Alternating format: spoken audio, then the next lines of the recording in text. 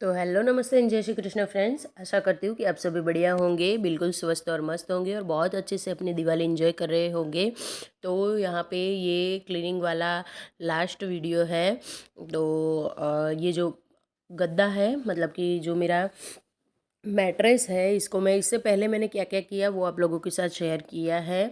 तो ये जो मैट्रेस है इसको मैं धूप में बाहर बालकनी में लगा दूंगी। आप देख सकते हैं यहाँ पे बहुत काफ़ी बड़ी सी बालकनी है, इसमें बहुत सारी चीज़ें यहाँ पे आ जाती है मेरी।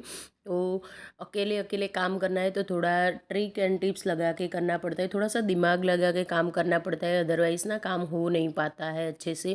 क्योंकि देखिए हस्बैंड घर पे होते नहीं हैं और बच्चे स्कूल चले गए होते हैं और ऊपर से कोई ऐसा आसपास में है नहीं जिसको बुलवा के आप थोड़ी सी भी हेल्प ले सको। तो पता है, एक माइंड सेट है कि हाँ खुद ही काम करना है अपना सारा, किसी की हेल्प नहीं मिलने वाली है। तो थोड़ा सा ना सोच समझ के करना पड़ता है। यहाँ पे जो मेरी गोदड़िया है आपने देखा था अगले व्लॉग में, थोड़ी सी मैंने ऊपर की तरफ बिछाई थी, सॉरी ऊपर धूप के लिए डाली थी और कुछ बच गई थी जिसको मैंने नीचे डाल दिया है धूप में। अब यहाँ पे डीक्लटरिंग चल रहा है बहुत ज़्यादा। जब भी दिवाली की सफाई होती है ना तो घर में डीक्लटरिंग बहुत ज़्यादा ज़ोरों शोरों से चलती है। तो सबसे ज़्यादा इस बार डीक्लटर ना मैंने कपड़ों को किया है। तो जो पहनने लायक है इनको ऐसे ही कुर्ते में बांध के मैं जिसको ज़रूरत होगी उनको दे दूँगी, और जो नहीं पहनने लायक है उनको मैं फेंक दूँगी, मतलब कचरे में जाएंगे वो। कुछ भी ज़्यादा ना अब मुझे घर में भरना नहीं है, क्योंकि इस बार इतना ज़्यादा कचरा मैंने निकाला है ना। एक दो स्टोर रूम का तो मैंने व्लॉग ही नहीं बनाया था, क्योंकि ना उस टाइम पे मेरी तबीयत ठीक नहीं थी, क्लीनिंग बहुत ज़्यादा ज़रूरी थी। और वहाँ पे से जो मैंने डी क्लटरिंग की है भाई साहब क्या ही बताऊँ। मतलब कि मानो कि 4-5 साल का पुराना जो सामान था जो यूज़ में नहीं आ रहा था। हम लोग करते क्या है पता है, ये कुर्ता 5 साल पहले लिया था मैं ना, इसको जब पतली हो जाऊंगी तब पहनूंगी। जब मैं इस साल तो मैं वेट लूज़ कर ही लूँगी और अगले दिवाली आने तक कुछ भी नहीं होता, सब कुछ वैसे का वैसा होता है। ऊपर से ना हमारे वार्डरोब में और भी कपड़े ज़्यादा ऐड होते जाते हैं। और होता ये है कि हम हर दूसरे तीसरे दिन अपना वार्डरोब क्लीन करते हैं, लेकिन वो बिल्कुल भी क्लीन नहीं रहता है, क्योंकि उसमें इतनी ज़्यादा भसड़ मची हुई होती है ना कि कपड़े रखने की जगह नहीं होती। एक के ऊपर एक, एक के ऊपर एक आप ना लाइन करते जाते हो और वो सारा जब भी एक हट लो और सारी चीज़ें बाहर आती है। तो ये सब चीज़ें मुझे नहीं करनी है। फालतू के बॉक्सेस में डीआईवाई करूँगी, ये करूँगी वो करूँगी करके बहुत सारे इकट्ठा करके रखे थे, वो सारे निकाल दिए हैं। मतलब इस बार इस तरह से क्लीनिंग की है ना कि अपना घर पूरा हल्का फुल्का कर दिया है मैंने। फालतू की जितनी भी चीज़ें थे सभी को उठा उठा के पटक ही दिया है इस बार बाहर। जो काम की चीज़ें थी, बच्चों के बैग्स हो गए एक्स्ट्रा के, बच्चों के शूज़ हो गए, हस्बैंड के शूज़, मेरे कुछ चप्पल शूज़ हो गए, सारा कुछ जो भी काम का नहीं था। तो मतलब कि किसी की दिवाली बन सकती है इतनी चीज़ों से अच्छे से, हर कोई नहीं देखिए अफोर्ड कर सकता है हर एक चीज़ को। तो यही रीज़न है। बहुत सारी चीज़ों को मैंने फेंक दिया है। यहाँ पे दरवाजे क्लीन करने रह गए, झाड़ू लगा लिया है मैंने घर में। तो दरवाजे ना मैं जो ये मेरा बनाया हुआ डीआईवाई क्लीनर है इसी की हेल्प से क्लीन करूँगी, मतलब बढ़िया तरीके से चमकाने हैं मुझे। यहाँ पे ना दरवाजे बहुत कम क्लीन होते हैं, क्योंकि हम लोग ऊपर ज़्यादा आते ही नहीं हैं। ऊपर वाले फ्लोर पे बहुत सारी चीज़ें ऐसी हैं कि जो ना ऐसे कभी कभार ही क्लीन होती है। आप देख सकते हो दरवाज़ा काफ़ी मतलब कि गंदा सा हाथ के निशान और ये सब थे। तो अब जब ब्रह्मास्त्र छेड़ ही दिया है सफाई का तो फिर कोई भी कोना बाकी क्यों रहे फालतू में। अब ये जो बालकनी का दरवाज़ा इसके जस्ट बाजू में है वॉशरूम का दरवाज़ा। तो बालकनी का दरवाज़ा अगर क्लीन किया है तो वॉशरूम के दरवाजे को क्यों छोड़ना है फालतू में।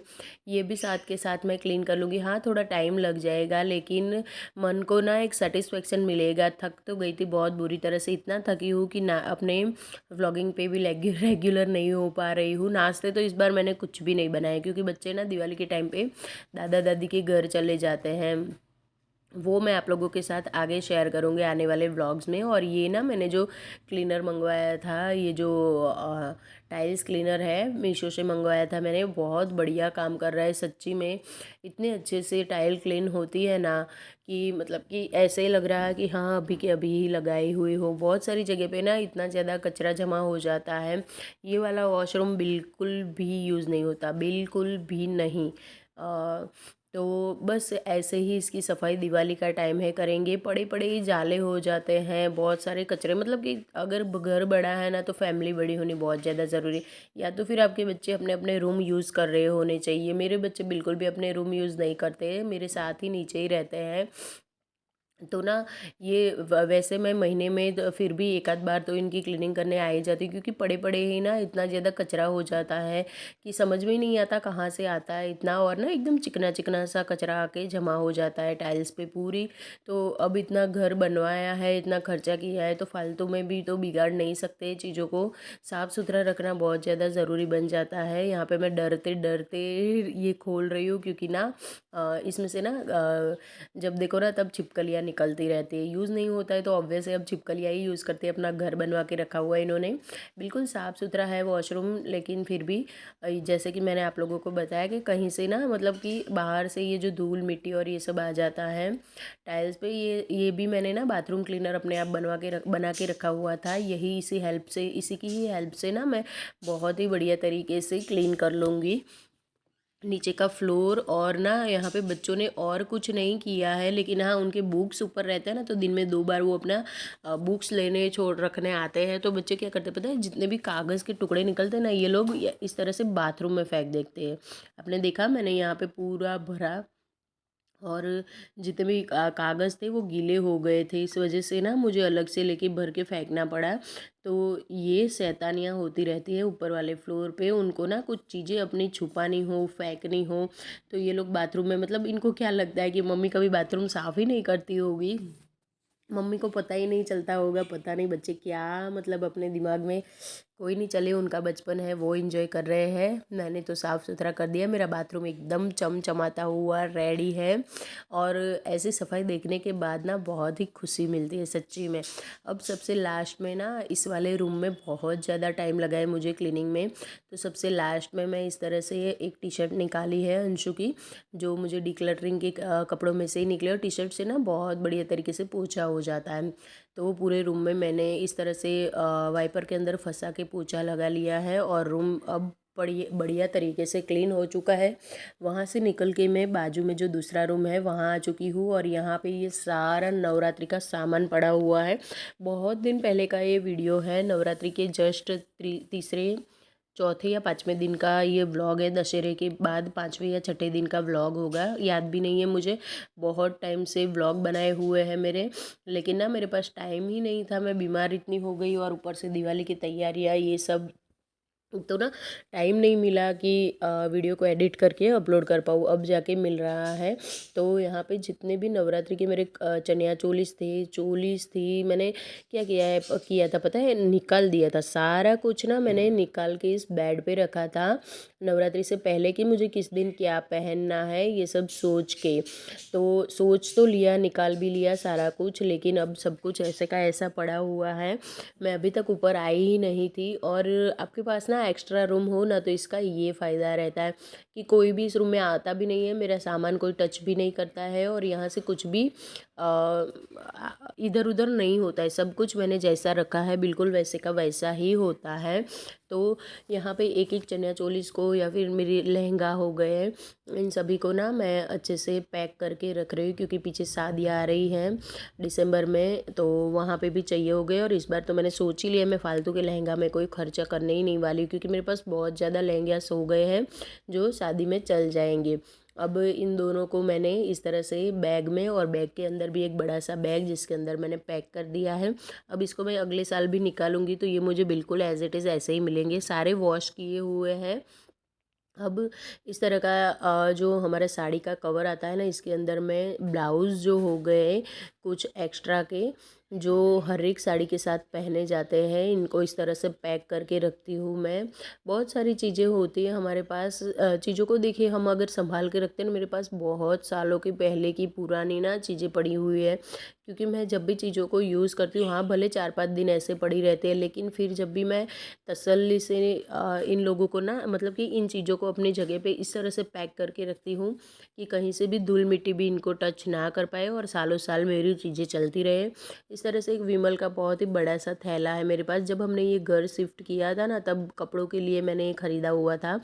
तो इस थैले में ना मैं अपने सारे चनिया चोली हो गए और कुछ ब्लाउजेज़, कुछ साड़ियाँ ऐसी हो गई, और ये इतना बड़ा है कि इसके अंदर ना मेरी सारी की सारी बहुत मतलब कि ऐसी साड़ियाँ हैं जो मैं बहुत रेयरली पहनती हूँ, बहुत कम पहनती हूँ, ओकेजनली ही पहनती हूँ।